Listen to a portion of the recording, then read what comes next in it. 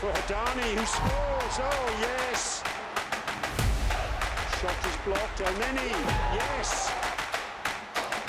Meinte dat als een centrale zin.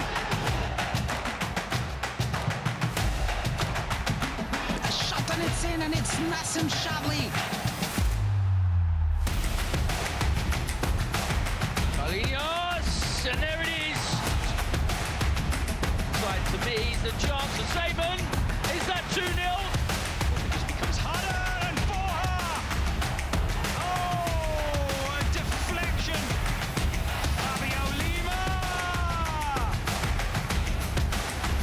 Traore at the back post. Alain have the lead, and it's taken less than 10 minutes. It's Rabia, and you know what? It's 5-0.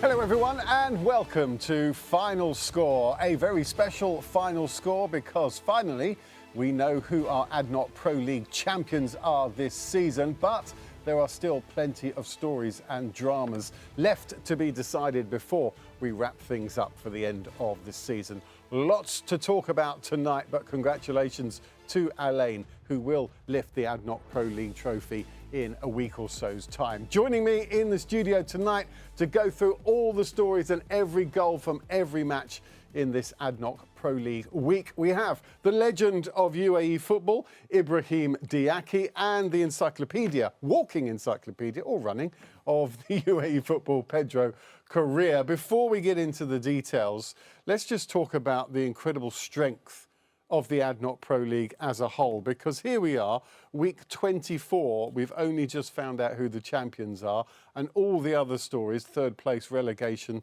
still to be decided. That shows, Pedro, what a strength we have in this league. It is the most competitive season I have ever witnessed since 2013 when I arrived to in the UAE. It is the most competitive season in the ADNOC Pro League. Because it's not just about the title race, it's about the third place, it's about the relegation battle. I think the let us say the smaller teams, if you can call them that, improved a lot. Right now, the two teams below the relegation line, they have together almost 40 points, and this is, as far as I went back, a record. So it says a lot about how competitive it is, the balance, especially until the middle of the table.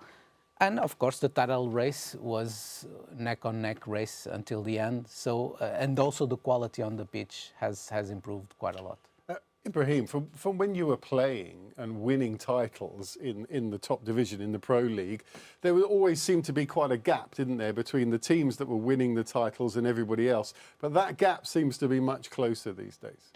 Not always, actually. I remember when we won the league when I was in Jazeera, the gap was only maybe 2 points with Benias.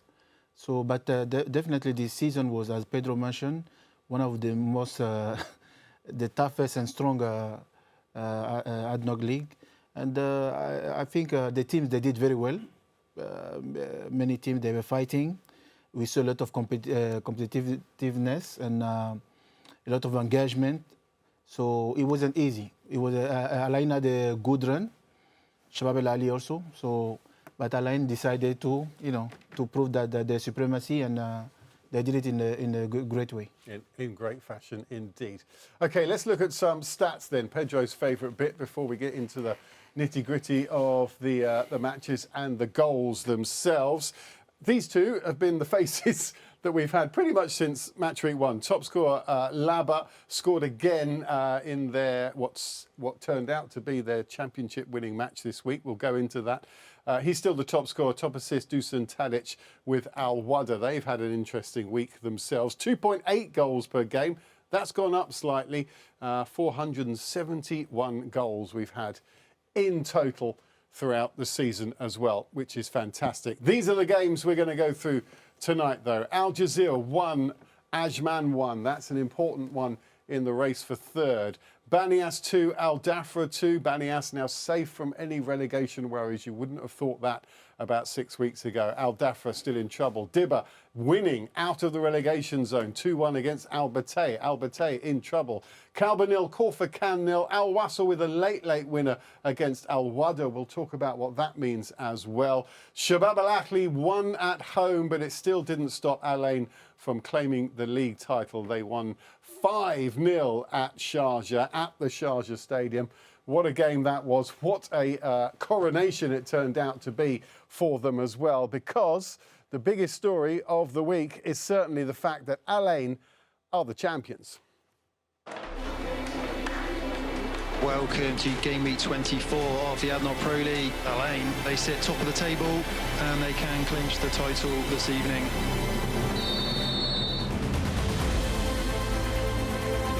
Traore at the back post. Al Ain have the lead, and it's taken less than 10 minutes. Get the ball in the box, he does. It's a great glancing header, and it's Kojo Lama, who else? And Eric makes it 3-0. He's created some space for himself, gets a shot away, and he's fired it into the bottom corner. Sios swings the ball in, there's Rabia, and do you know what? It's 5-0. And there it is, the final whistle is blown, and it's Al Ain who are confirmed as the Adnot Pro League champions. Yeah, it's quite a night at the Sharjah Stadium. They haven't even got the trophy yet. Imagine the celebrations when they do lift that in about a week or so's time. But in terms of the season, Ibrahim, for Al Ain, it's also worth remembering that they are unbeaten this season. They're going for the invincible title. They've got 2 games left to stay unbeaten. But it's an incredible achievement for Al Ain this season. They have been the best team. Yeah, definitely a great achievement. If you remember, when they started in the World Cup of the clubs, it was not easy. But I really would like to congratulate the management of Al Ain. They saw already the changes that they had to make. And that made a difference. From the World Cup of the clubs, they didn't have great result there. So directly after that, when they came back, they started to make some changes, reinforcing the defense and bringing also a couple of midfielders. And we could see, and of course, bringing putting Coach Ivic in charge was the best decision they could make, because he really provided the result that the Al Ain wanted. And he did a great job. Very smart coach, very strong, very disciplined. You could see that in the way Al Ain was playing through the whole season. And really great achievement. Winning the title is a jigsaw, isn't it? You've got to put the pieces together. You don't really know if all the pieces are fitting until the very end. That's a very good analogy. I'm going to keep using that. But for Al Ain, it kind of became apparent over the season, didn't it? We didn't think that this perhaps was going to happen at the very beginning of the season, but as it went on, we just started to see that they were putting the pieces in place. I believe, using another analogy, the puzzle analogy, the pieces of the puzzle got together perfectly, and I think the fact that Coach Vladimir Ivic came to the club back in February 2025 and had that period of approximately 6 months until the start of this season to be in the club, to be in the country, to understand the improvements that the team required, namely the defensive line, and we talked about this already here in the show and in the studios. I think that proved, now looking back in hindsight, also crucial for the success of this season, because I think the coach also understood what he had already, and Al Ain had already very good players, mostly offensive players like Laba, Rahimi, Kako. And then on top of that, he set up a tactical system and deployed a playing style that was suiting perfectly because he managed to extract the best of these players. They were already good players individually, but he came up with a collective structure and a collective strategy that brought the best of these players. So Laba is scoring again like he usually does, but he had also his ups and downs. Rahimi, when he's playing now in this system, it's also very, very beneficial for Rahimi because he has Laba ahead of him as a reference, and he can roam behind Laba and going into the channels, attacking the defensive lines. And Kako also roaming a little bit all over the place, sprinkling passes, assisting mostly Laba quite a lot. And then whatever is behind them, it's a structure that supports these players' capacity of deciding games, with the helps, of course, of Palacios and Traoré, amazing in the midfield, with the way the both wing backs support the attack and allow Alain to progress on the pitch until the last third, using many times those links open wide on the pitch. And then the defensive solidity with Halidissa was there already, and this new defensive line that helping, of course, with the collective structure. Alain had a much better defensive performance in comparison with previous seasons, and again did very well in the attack. So winning a league title, the ADNOC Pro League title, is a marathon. It's not a sprint. And Alain's journey to win this trophy started last year on a hot August night. And there it is, the final whistle is blown, and it's Alain who are confirmed as the ADNOC Pro League champions. Alain have claimed the league title for the 15th time in the club's history, more than any other club in the country. It's been a long, unpredictable season, but 3 years after their last league title, Alain have done it again. The campaign started on shaky ground though.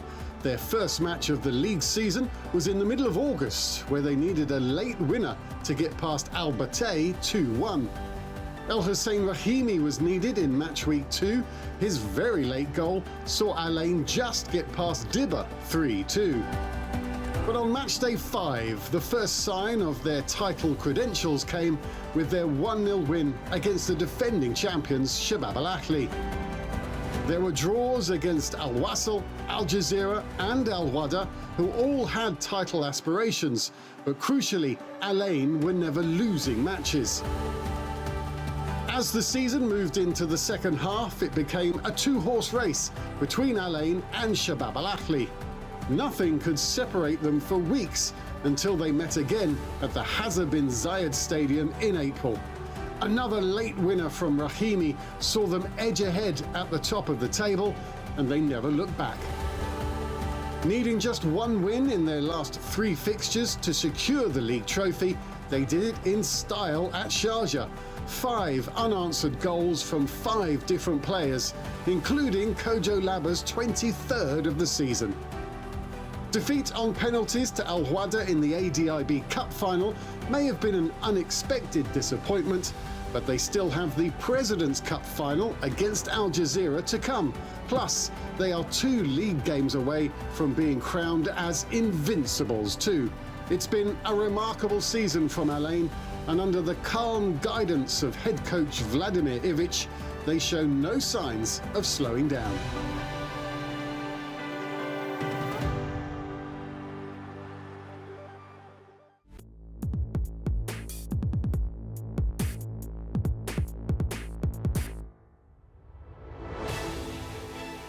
So that is the table as it stands. 6 points between Alain and Shabab Al Ahli with 2 games to go, and the rules in the ADNOC Pro League are if Shabab Al Ahli did win those 2 games and Alain didn't, they'd be level on points, but the head-to-head between the 2 teams means that Alain would be crowned champions. That's why we can declare it just with 6 points difference and 2 games to go. Al Wasl, Jazeera and Al Wada fighting for 3rd. We will get into that as we go on.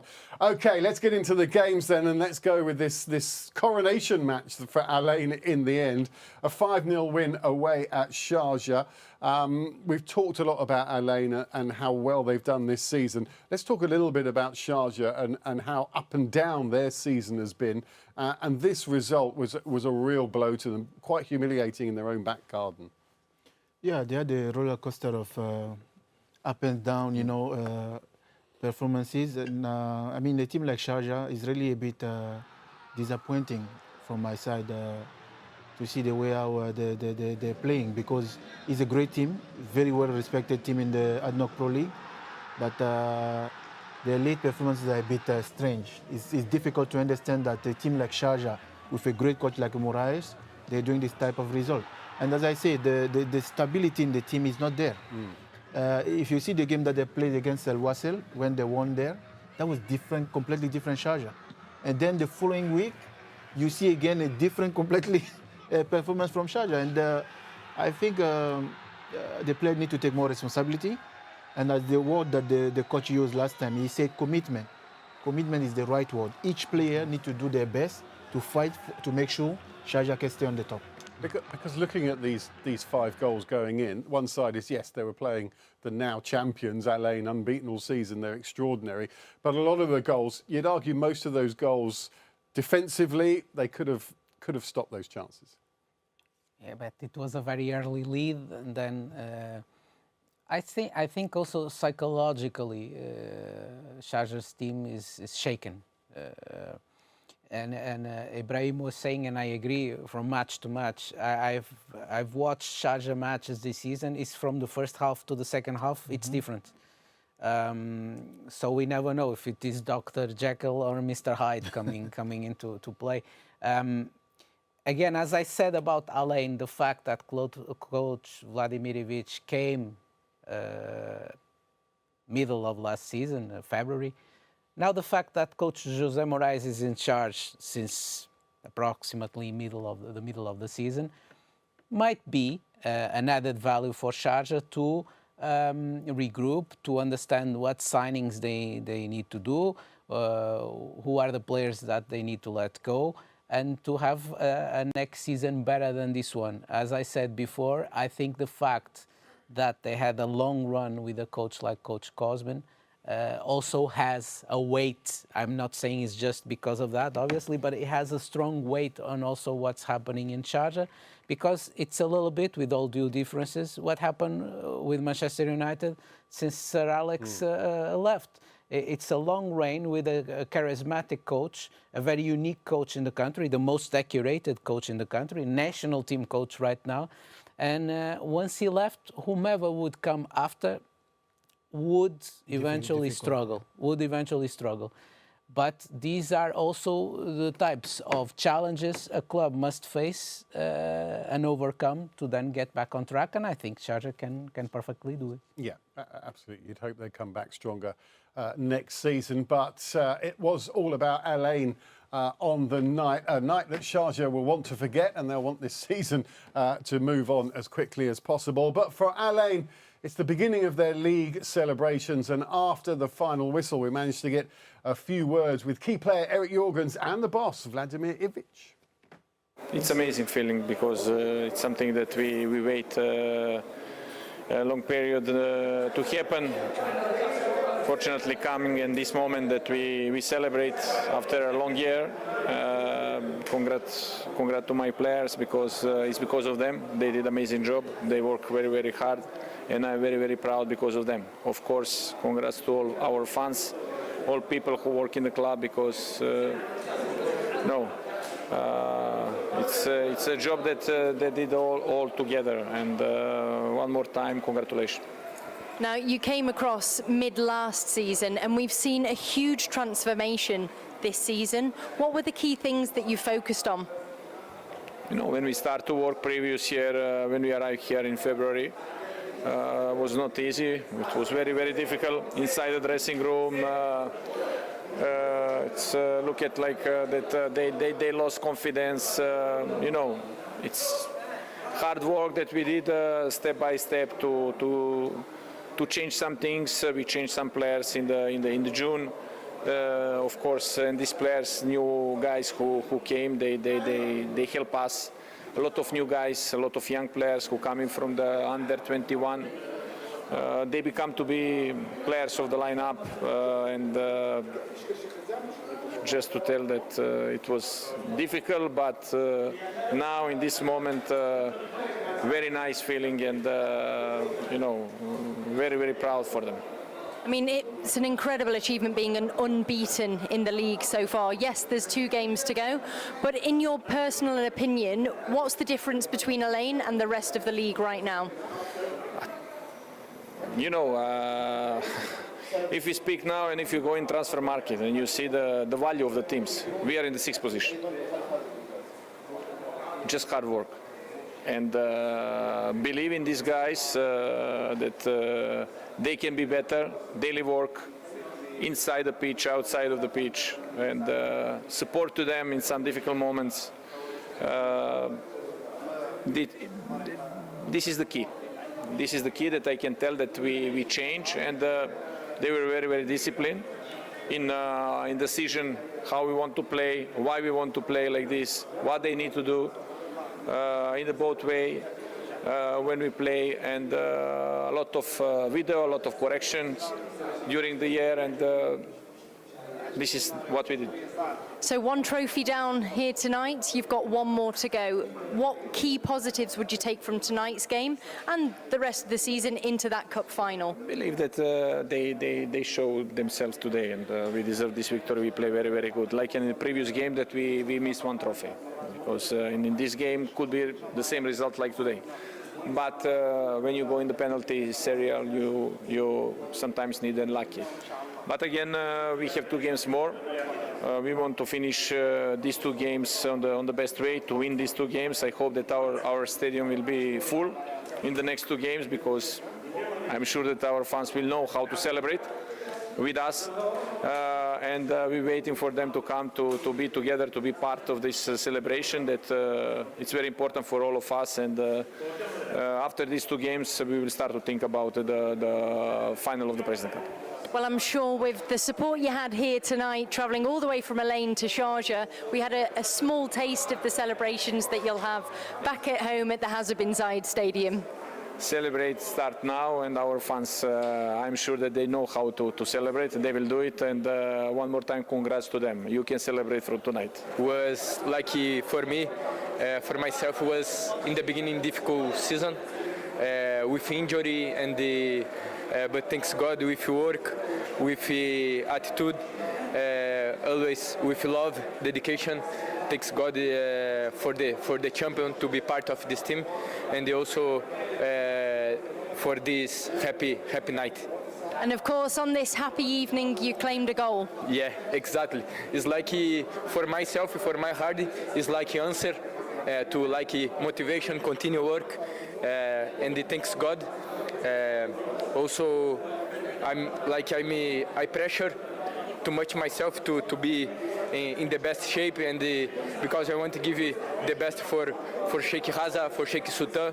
They changed my life. This club changed my life, and it's the minimum to be like 100% in good shape. But of course, with injury, with pain, painful, sometimes it's difficult. But thanks God, different end of the season.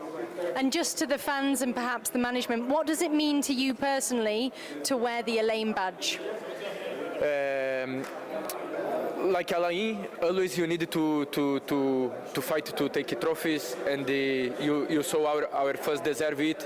They support us, and they if you don't also play with attitude, they push you, and it's like this. If you want to play in Alain, you need to like hungry, to be hungry for titles, and thanks God we take one, and we fight for the second in President's Cup.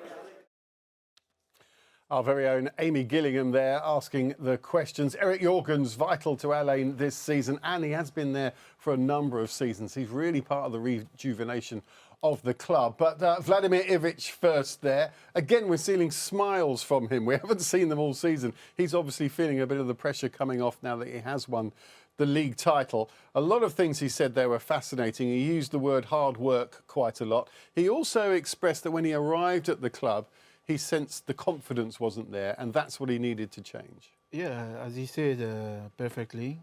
As I mentioned earlier, when he played the World Cup of the clubs, it was not easy. We could see the way our line was playing. It's not the line that we know. They were not organized. You can see that this tactical discipline was not there. That's why they had some heavy loss also in that tournament. And I think the coach, the good thing he did, he could see the mistakes that he had to correct. And he did it in a great way. And it's not just only the smile, it's the relief that you can see from his face. Because being a coach like of Alain, it's a lot of pressure. I know I was there, I was wearing that badge. Once you are wearing it, you know the pressure is already starting from there. So, and on top of that, being the coach, you have bigger responsibility to make sure the changing room, the players can be together, they can have more commitment. And one thing he did there, as I said, is the tactical discipline. You can see, I always take the example of Laba.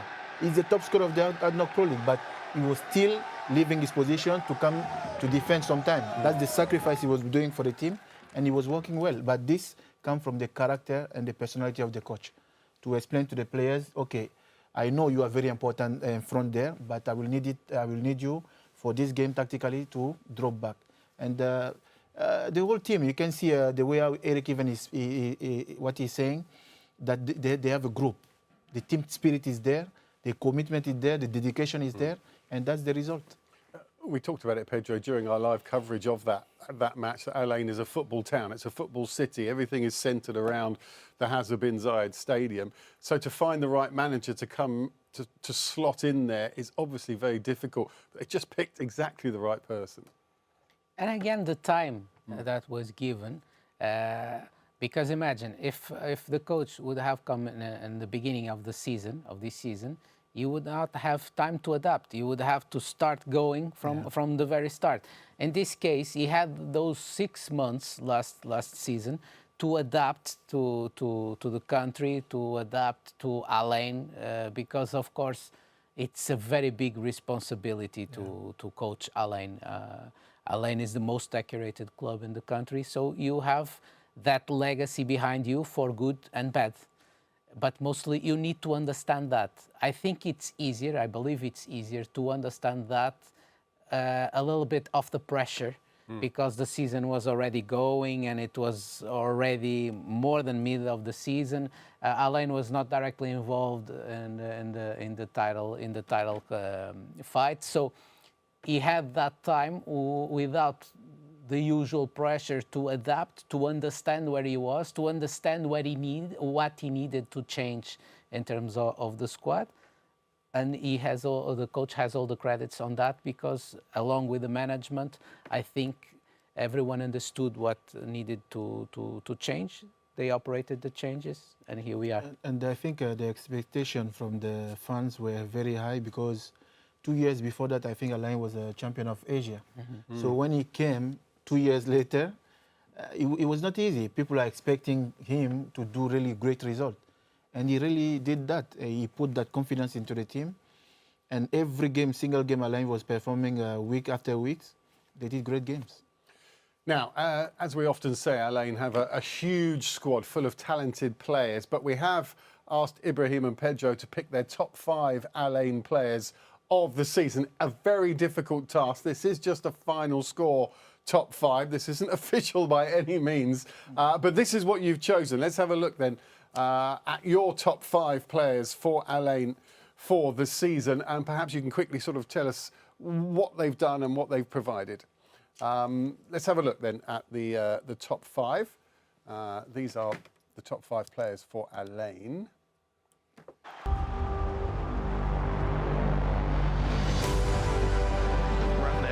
Get the ball in the box, he does. It's a great glancing header, and it's Kojo Laba. Who else? And it's in! Who else but Kojo Laba? Laba puts it in the back of the net. It's Palacios, and it's in! What a hit! That's the shot, and it's in! What a start and what a goal for Alain! Palacios! Traore at the back post. Alain have the lead. Traore's second goal of the season. It's a powerful header at the back post. Here's Romero with a strike. It's in! It's there!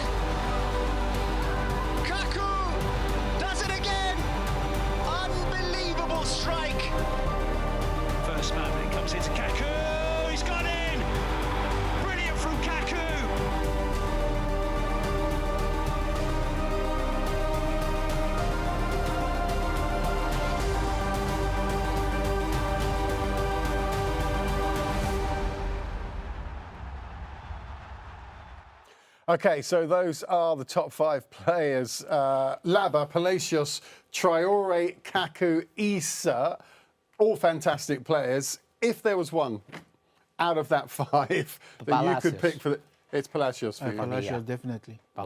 Give us your reasoning there, because they've all had terrific seasons. Laba's going to win the Golden Boot. Issa's been brilliant in goal. Kaku's scored some absolute worldies. Traore has been very important. Palacios, why? Because since the beginning of the season, he's one of the players I saw in the Underdog Pro League. We kept the same level till the end. Every single game that he was playing, you will try to find the mistakes from him. You wouldn't find it, because the way how he's performing, the way how he's very pushing the team, and is very important for Alain from the beginning till the end. Even the World Cup of the clubs, he was not that bad. He did what he could do there, but I'm talking about especially about Underdog Pro League. His performances were amazing. He is the type of player moving around and receiving the ball, feeding the offensive line, defending also, and tactically. Every single coach would love to have a player like him, because he's smart and he has the technical ability that allow him to move, and he understands also tactically how to move. And for me, he might be one of the best player of the season. Pedro, you're nodding with everything that Ibrahim's saying. Totally agree. Not much to add.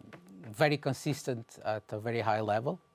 He was not always the best or more decisive player in every match, but it was almost always the most important player, if I'm making myself clear, in the sense that tactically the team was pretty much evolving around him. Yeah.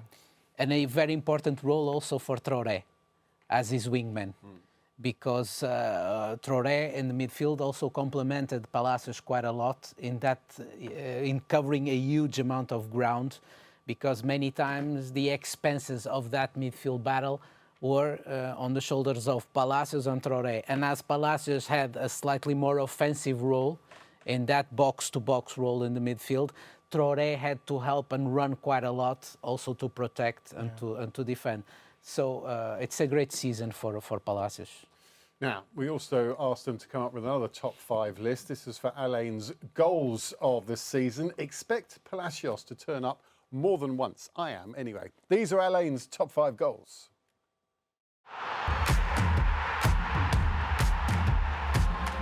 Ball over the top. Dealt with. Here's Romero with a strike. It's in! It's there! Kaku does it again! Unbelievable strike. The first goal that Shabab Al Ahli have conceded, and it's to Al Ain.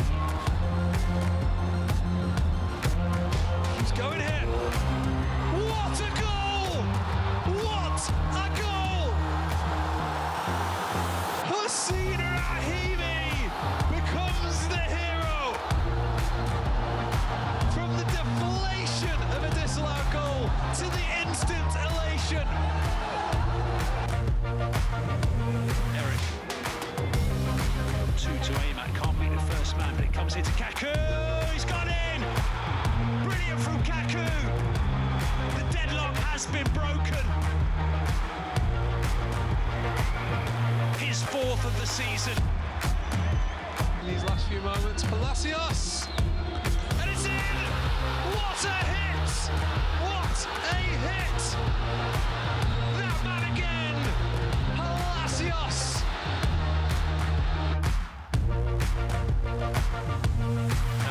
Palacios! He's done it before against Nasser. He does it again.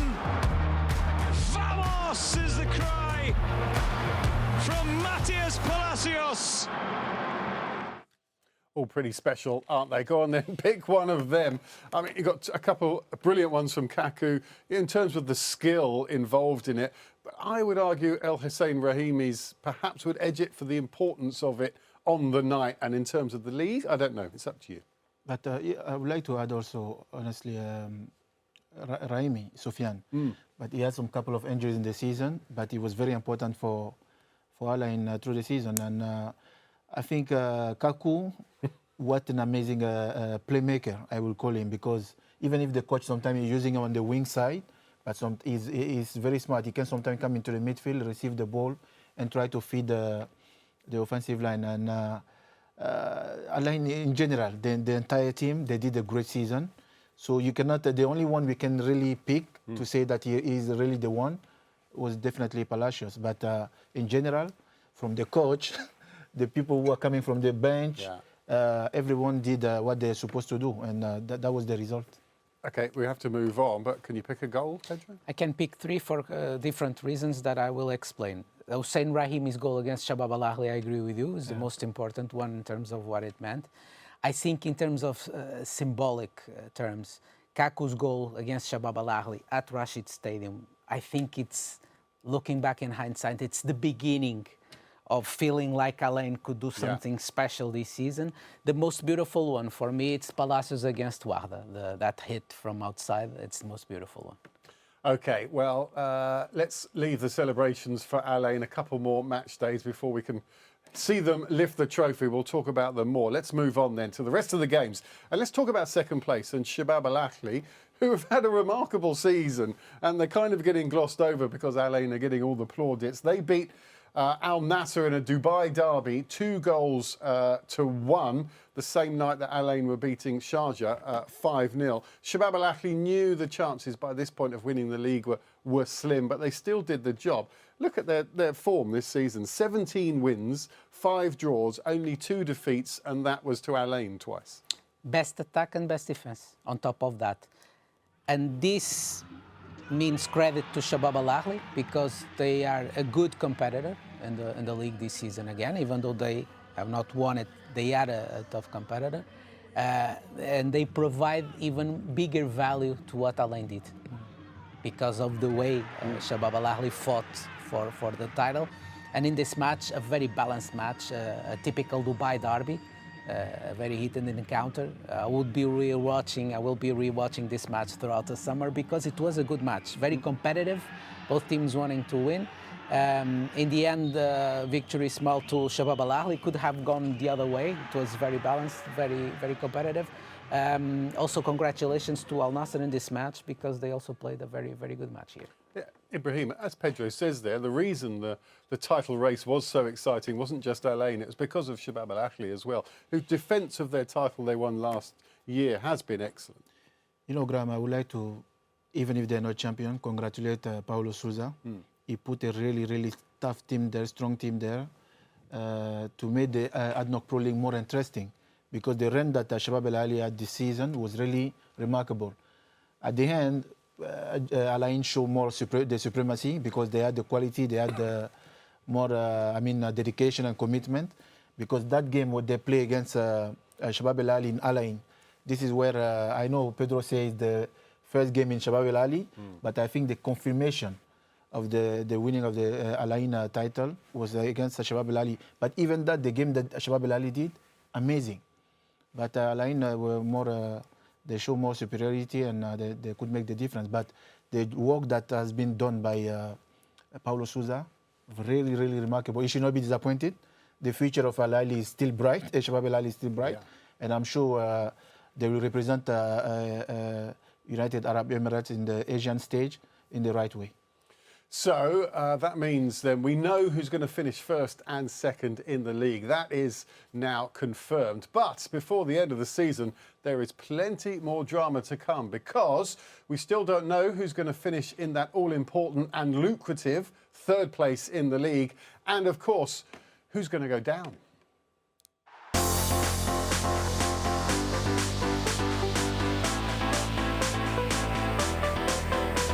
While the league champions for the season may already be decided, there are other stories that will climax right at the end of the season. Third place comes with access to the AFC Champions League next year, which is why Al Wasl, Al Wahda and Al Jazeera are all desperate to secure that position. A very late penalty from Fabio de Lima saw Al Wasl beat Al Wahda, which means it's the Dubai club that currently sit in third, 1 point above Al Jazeera and 3 above Al Wahda.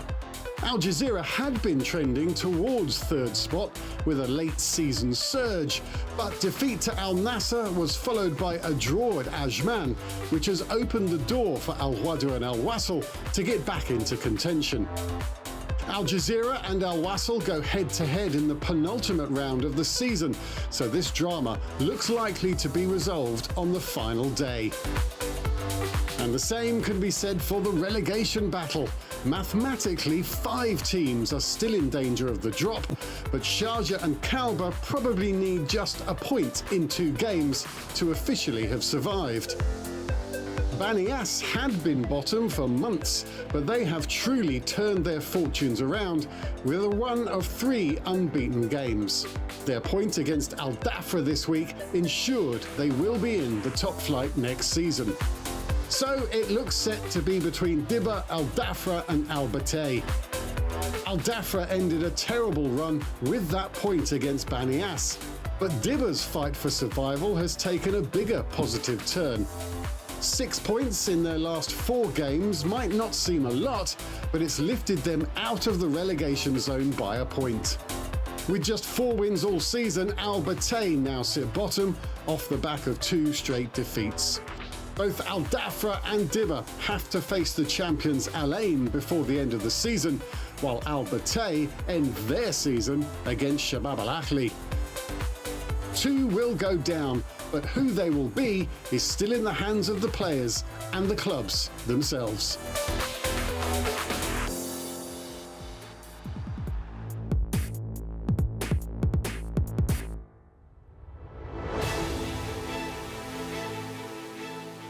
For the neutral, it's very exciting stuff. For all those clubs involved in those battles, it is tense. Let's start with the third place battle then. We saw that big win for Al Wasl, 3-2 away at Al Wahda, which is huge in the complex, in the thinking about third place, isn't it? Because, as we heard there, Al Wasl now sit in the driver's seat to finish third because of that late goal from Fabio de Lima. Wasl only depends on themselves right now to secure the third position, but next they are going up against Jazeera, so yet here we go, another final, another round, another final in the league. That match is crucial. If Al Wasl wins, they will secure the third position because now they have also advantage with Wahda in the head-to-head. This match, again, a very good match, a very pleasant match to watch. It, again, could have gone either way, like Shabab Al Ahli with Nasser could have gone either way.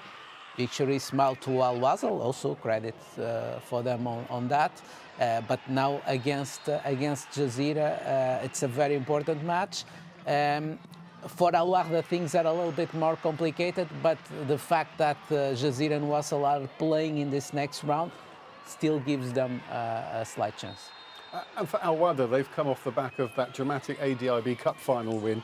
And then it's the highs and lows of football in 1 week, isn't it, for Al Wahda? They really wanted to get some points out of here to not be so far behind in the race for third. Definitely, this game was very important for Al Wahda, not only for Al Wahda, also for Al Wasl. That was a really great game there, Graham. I watched it from the beginning to the end. Very interesting first half, and the second half also was really good. Both teams, they were fighting. You could see in the middle, the battle there. They were trying to get the second ball from both sides. Was really good. And I think, as Pedro mentioned, it could have gone either way, you know. So I think 3-2 at the end, last-minute goal. But normally, this game should have been 2-2. OK, so that leaves Al Wasl third, Al Jazeera fourth, Al Wahda fifth, as things stand. That's going to go to the wire. So is the relegation battle. Banias 2, Al Dhafra 2.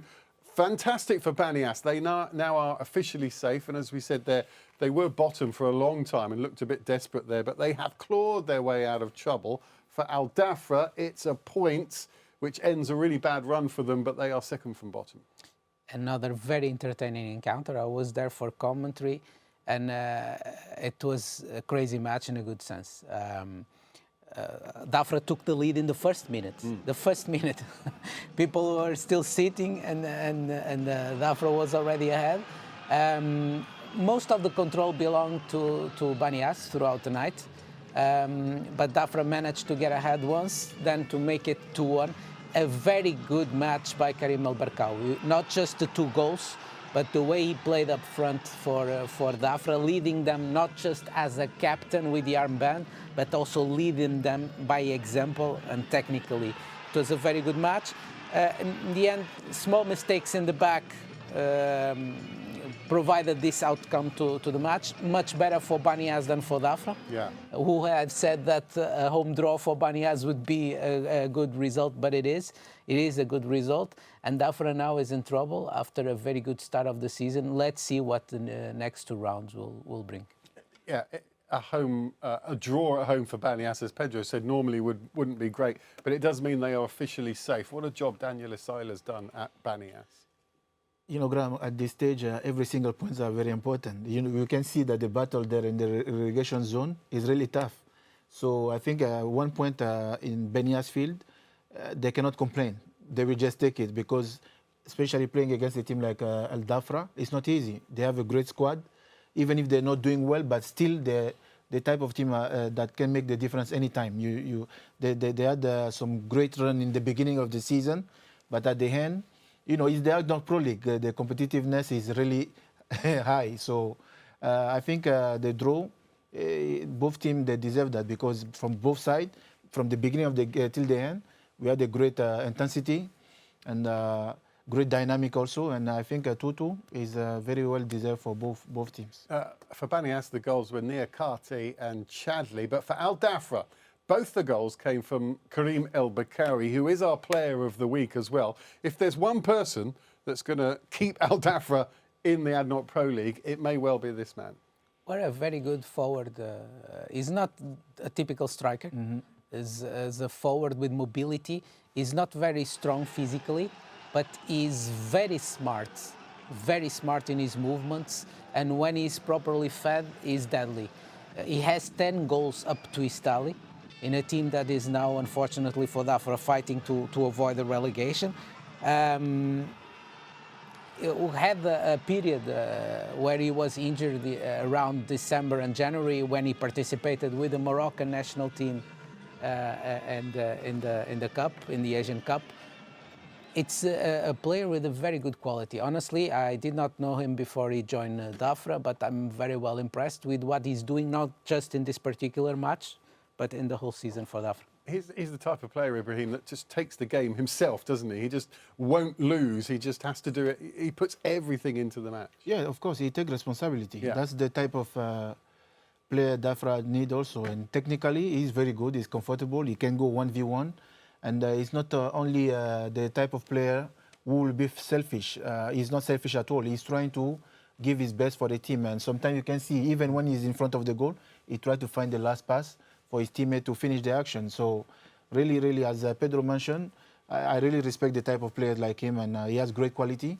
And hopefully in Dafra, they will do well to stay in the ADNOC Pro League. With all the differences, I think he has some of your characteristics as a player. Some, not all, but he had similar characteristics. He's not like that attacking reference, but he's smart in his movements and his link-ups with the teammates. Thank you for that. If you're listening, Karim El Bakiri, there's the ultimate compliment for you.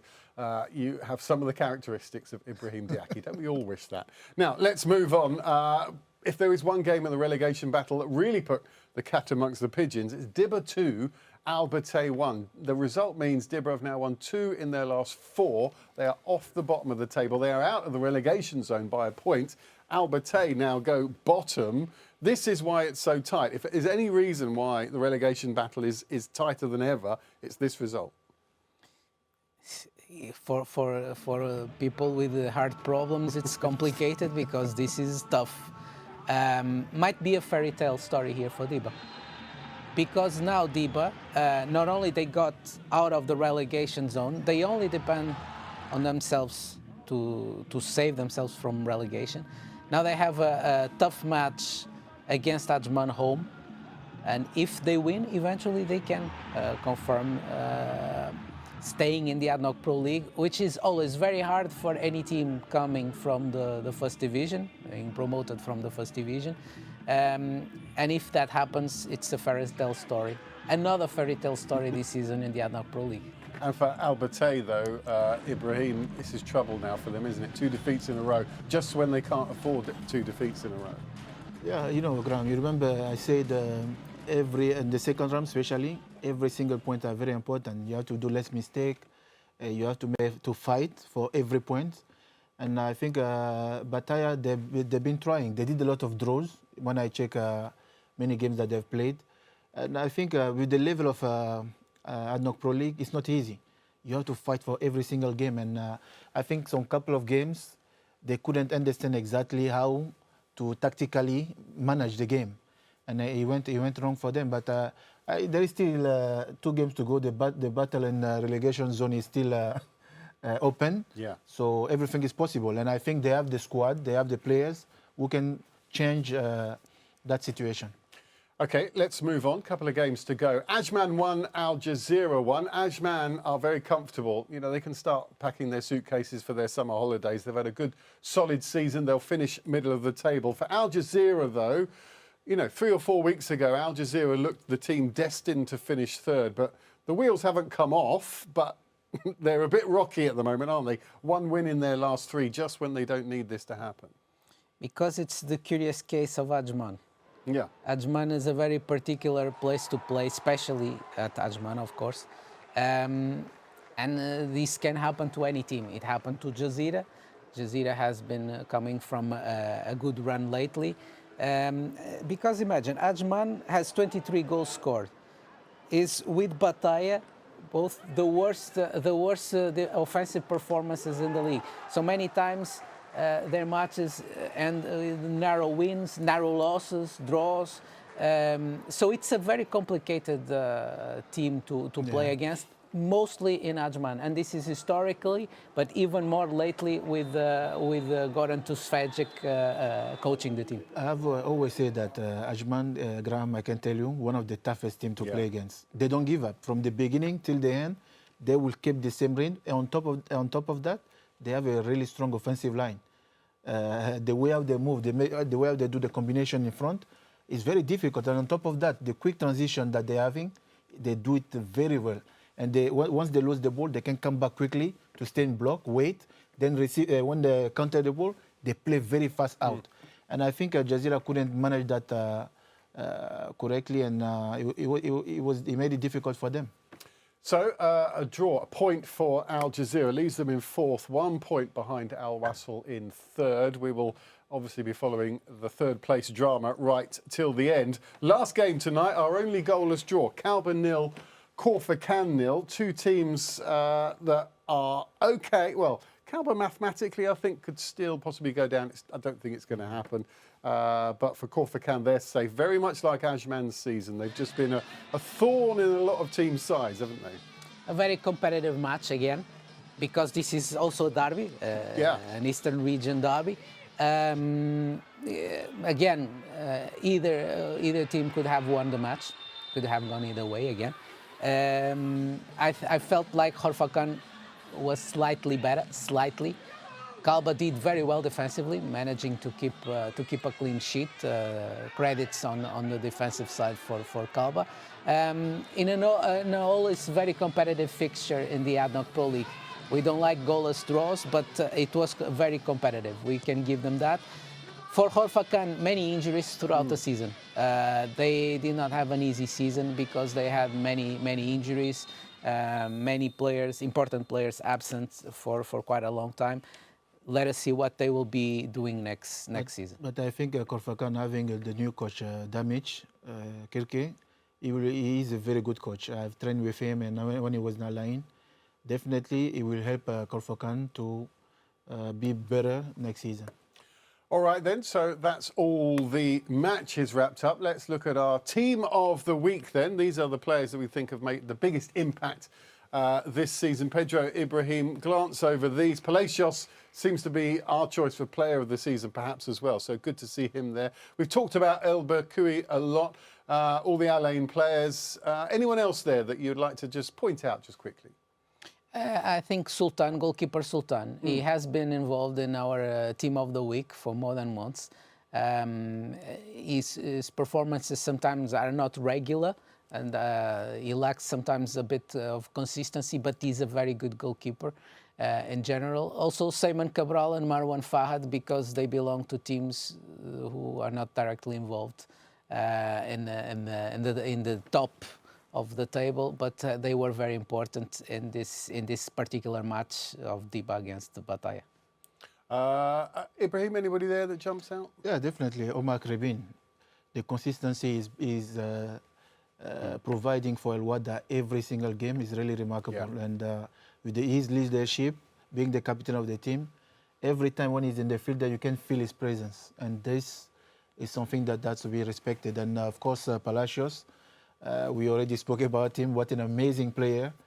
And for me, already I can say he's the best player of the season. That's my opinion.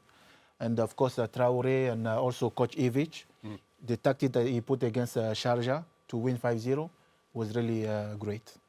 All right then, so now let's look ahead. The penultimate match week of the season is coming up, and we will have live coverage of one of the biggest games of next week, which is Al Jazeera at home against Al Wasl. Just a point separates them in the league.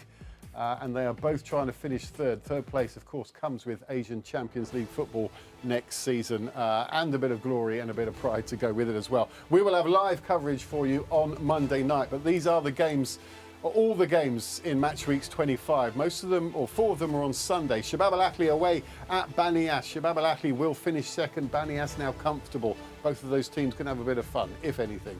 Ajman away at Dibba. Can Dibba keep this remarkable escape route going to survival in the top flight? Al Ain, well, they're just now trying to go the rest of the season unbeaten and be invincible, but Al Dafra are fighting for survival. That'll be interesting. Al Batay as well, they are fighting, and Sharjah need to bounce back from that 5-0 defeat to Al Ain. Those games are on Sunday. Then on Monday evening, match week 25 wraps up with Al Nassr at home against Kauba in the earlier kickoff. Then we have the live coverage of Al Wasl against Al Jazeera, but kicking off at the same time, Al Wada, who are also fighting for third.